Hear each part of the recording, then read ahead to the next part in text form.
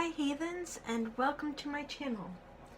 I am Heathen Beauty, and my channel is dedicated to the exploration of paganism through the medium of cosmetics. If you enjoy this subject matter or find my content of interest, please don't forget to like, subscribe, and set the bell to all to be notified of when I upload new videos. Also, if you want to talk to me, if you want to ask me questions or anything of that nature, feel free to follow my social media listed below this video to stay in touch. Now, tonight has been a night. Before I get into everything, I have been at this for a couple hours.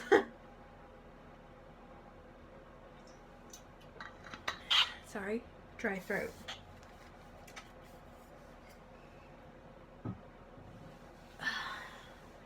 I'm giving this one more try. The head you see in front of you is not the head that I was planning to use tonight. I was planning to use the darkest of the three, but like I said, it has been one of those nights. Now, today's episode is about the evolution of paganism into basically what we consider to be world religions today. Please note that I am not using the term paganism as a specified religion. I know it is a common thought that when you hear the term pagan, you may picture in your head witches or witchcraft or even New Age hippies. But basically, paganism is a very large umbrella term, and it's used for anyone who follows a nature-based religion or spiritual practice that is of non-Abrahamic origin. Abrahamic religions, if you haven't seen my first video, are generally thought of as Judaism, Christianity, and Muslim. However, even they weren't the first monotheistic religion, but I will get into that in a moment. Paganism is, like I just said, a very large umbrella term. It includes many, many, many world religions, and forgive me if this foundation is way off the color of this head. The origin of all humanity started in Africa. Just gonna put that out there. The head that I was using was the darkest of the three in order to try to adhere to that, but like I said, today has been a day of failing. The human race, world religion, all of it originated in Africa. And it started about 100,000 BC with the belief system of animism.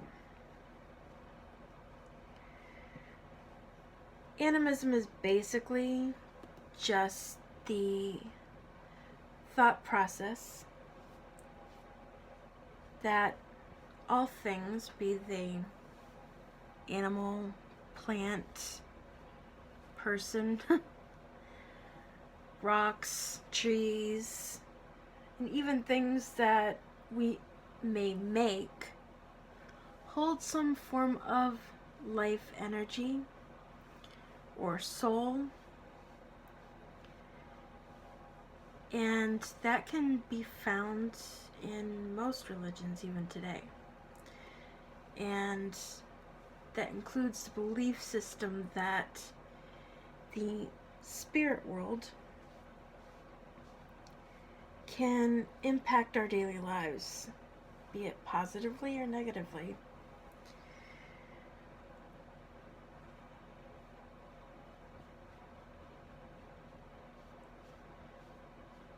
In general, world religion has had an evolutionary process, just like the human race has, just like the natural world has. And in general, it went from originating with animism at about 100,000 BC to its various forms into shamanistic beliefs and spiritualities, then into polytheism, and finally into monotheism.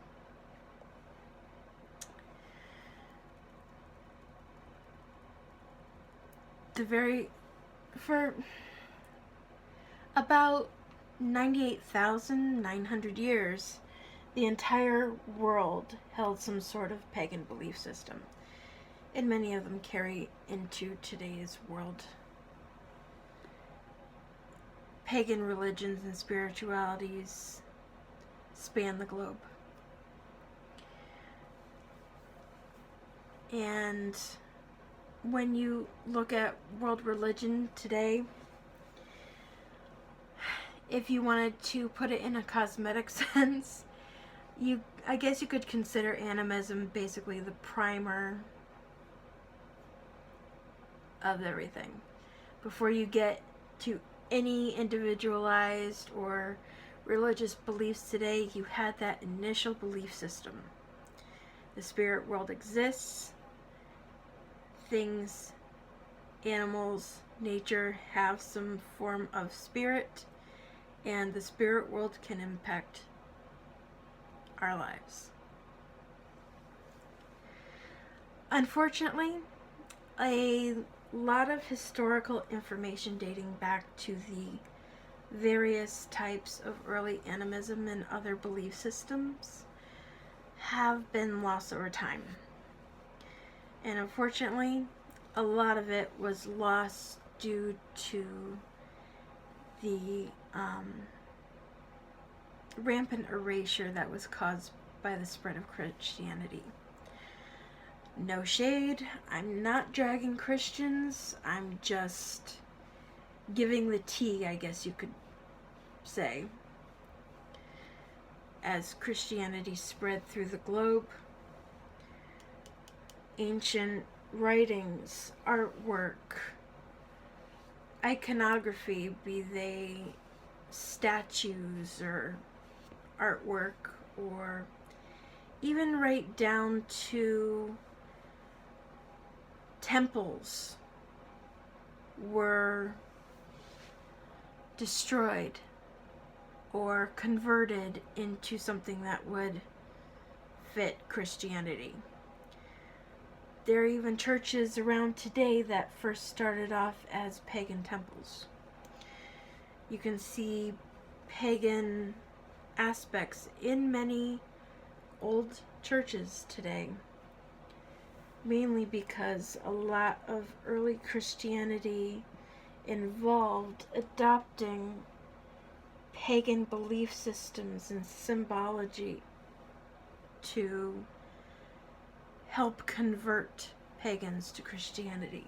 I think I did an okay job with that. Might be a little bit streaky, but we'll blame it on the hairspray that I have to spray on the heads per the instructions to prevent staining.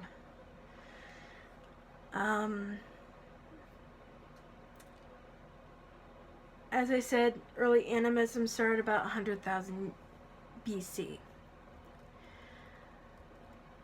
A lot of that we don't really have a lot of information on.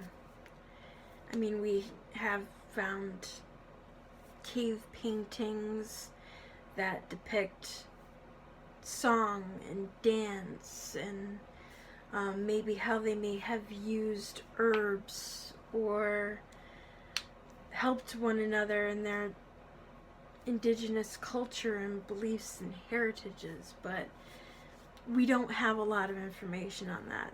Some of the earliest forms of animism that we find even carried through to modern day society involve European animism, San animism, New Guinean animism, and that of the Aborigines that dated back to 40,000 BC. And as we know, the Aborigines are still around, and I do hope that their culture, their belief system, and their way of life is able to be preserved in some way. You can even find the Sans still exist today. They're a small tribal community generally found in South Africa, but they still exist even to today. Over time, from that early 40,000 BC, other forms of animism came to be through the migration of humans. Originally, we were all one race, and originally we all held the same belief system, but as we migrated and we spread and evolution took hold and our natural environment changed our DNA and our race. Further you got from the equator, the less melanin you have in your skin. The closer you are to the equator, the more melanin you have in your skin. So generally, we're all one people.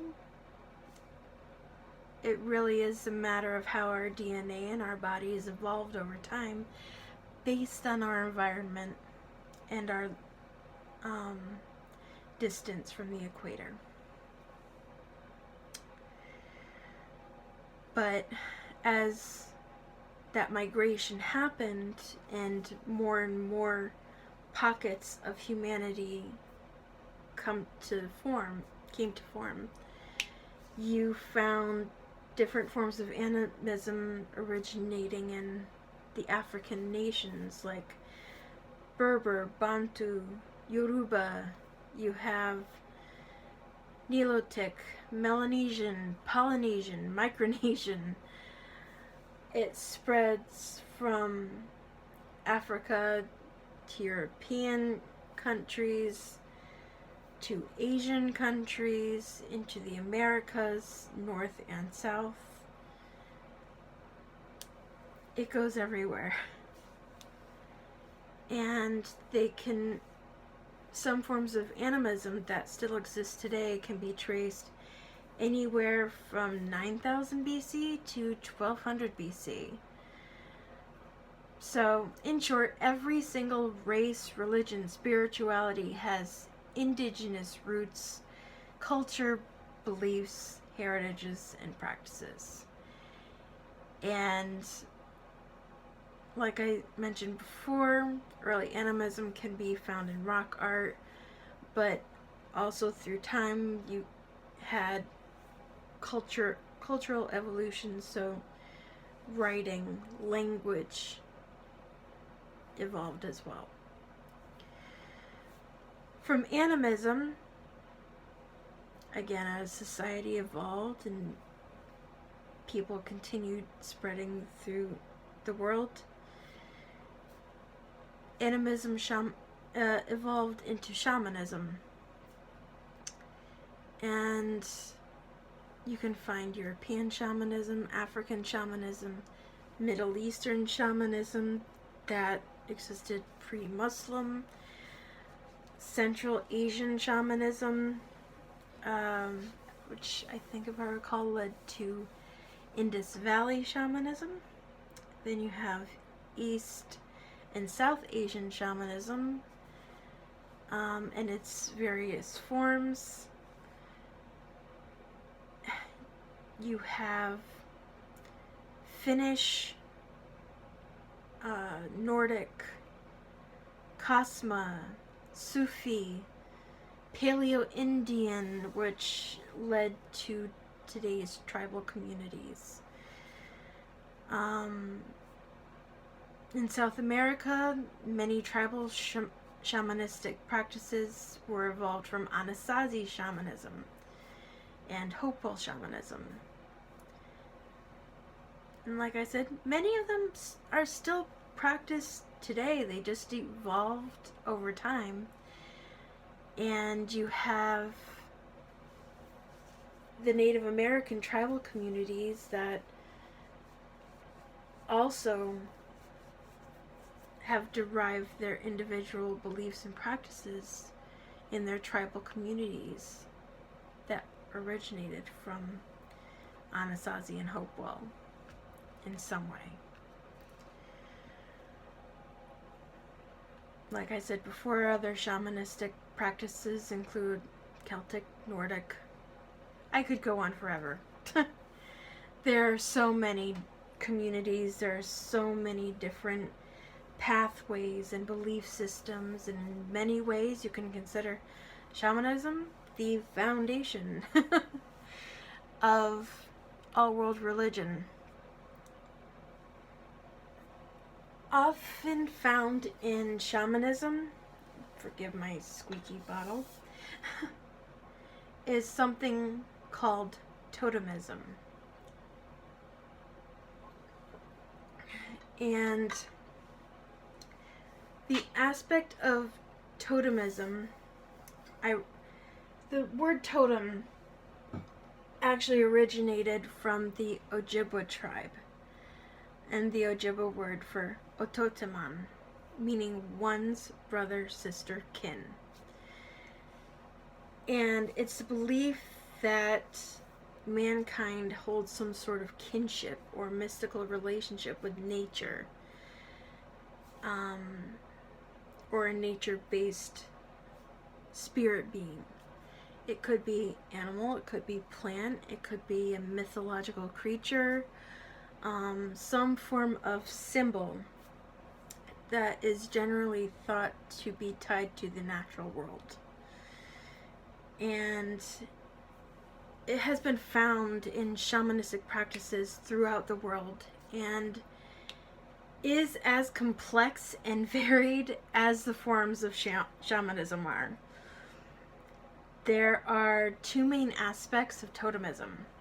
There is a group totemism, wherein a clan or a tribe or lineage may have an attributed, presented totemistic emblem or symbol or name even. And then you can also have individual totemism that is expressed as a close relationship of friendship and protection between an individual person or in a particular animal, plant, or object. Totemism can largely be found in communities and such, but can largely be found in Australian Aboriginal tribes and American Indian tribes. And forgive me for this little segue. Today's look, as it were, I'm keeping it very simple. I looked up ancient animism or ancient face paint. Ironically, a lot of the ancient face paint that you can find through various tribes is very similar to one another. So the look that I'm doing today is inspired based off of those ancient things that they would do, whether it be they painted their face for protection, or if they were going into war, or if they were trying to channel an ancestor of some sort. But, so this is going to be in recognition of that. So don't expect a complex and complicated look for today. I'm using the Morphe X Jeffree Star JS4 brush for this. Again, because I've already done this before. But as I was saying, you can find totemism in pretty much every shamanistic community. You can find it in the ancient Celts, where they attributed a animal or plant or a clan name to their clan or tribal community. You can find it in the Native American communities, like I said. And you could even make the argument that the premise of ancient totemism even carries into modern day society, and not just in shamanistic societies. When I think of modern day totemism, I think of national symbols. You have in Scotland, their national symbol is the unicorn. In America, it's the bald eagle. You can even go down to individual states. In Arkansas, I think their state flower is the apple blossom. Each region, each state, each country largely has its own totem. And the universal taboo that carries from ancient shamanism into the modern world is that injuring or killing a totemic symbol that taboo was just as strong in ancient shamanic practice as it is today. It's often covered in the news when you see a bald eagle that has been injured, or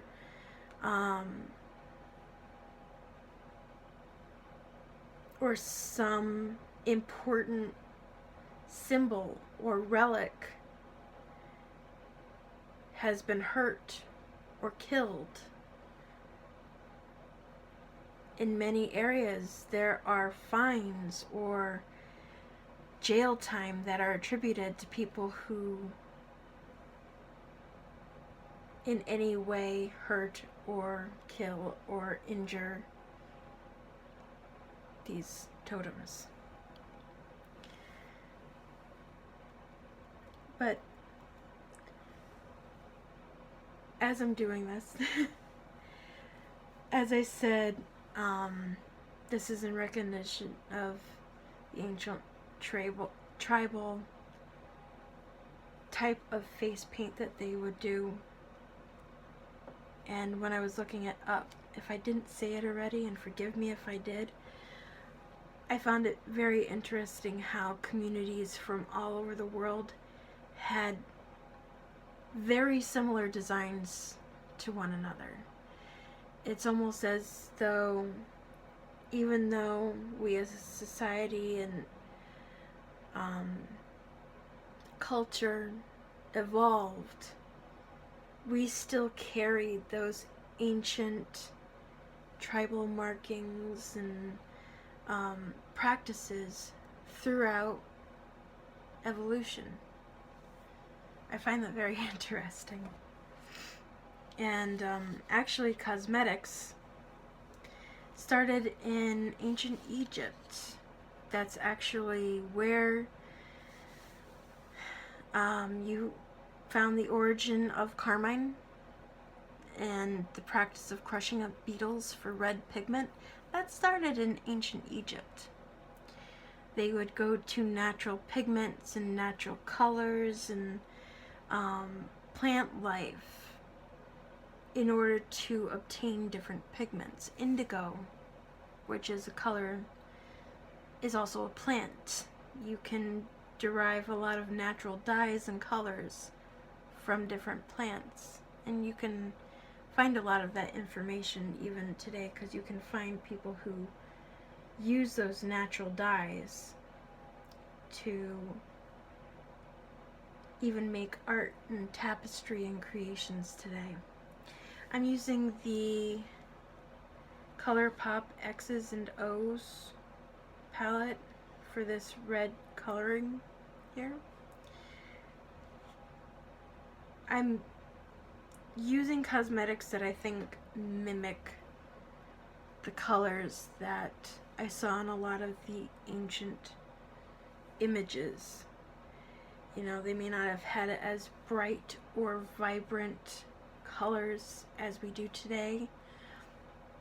They didn't have the technology, but they had rudimentary forms and more diluted and muted colors. And if I didn't mention it already, I use the LA Girl Pro Coverage High Definition Foundation in the color Dark Chocolate. For the white, I used Manic Panic NYC Dream Tone. It's just a white foundation. It's called Virgin. It's the whitest white. And I did cover the ColourPop color. I'm using Stay Golden for this. I think it's probably the most earthy red I can find. A lot of the early face paints and things that they would have used would have been clay based and may not have been, as I said, as vibrant as we have today. Which is why you see me stippling it and blending it into the foundation colors that I have there. And this brush is the Morphe X Jeffree Star JS6 brush. Don't hate on me, as I said in my very first video. I am not a trained makeup artist. I did not go to classes. I did not do much in the way of getting any sort of professional information. Anything that I'm doing, I'm just using what I have, and any techniques that I've seen have mostly been picked up along the way by watching other people. So if I'm using the wrong brushes, forgive me. But anyway, back to what I was saying about shamanism and totemism. Over time, as again civilization evolved, communities evolved, thought processes evolved. Many areas went from shamanism, in which a lot of shamanistic communities had a religious or spiritual leader of some form who would also be the healer in those communities. A lot of times when you think of shamans and shamanism, anytime somebody was sick or any sort of misfortune happened, the shamanistic leaders and healers would be responsible for communicating with the spirit world in order to find out why things were happening, why somebody became sick, why what was going on there, what corrective action spiritually could be done to fix this. Many times, illness and misfortune were primarily blamed on the spirit world, or somebody was missing some part of their soul, or any number of things. But I digress. Back into the polytheism.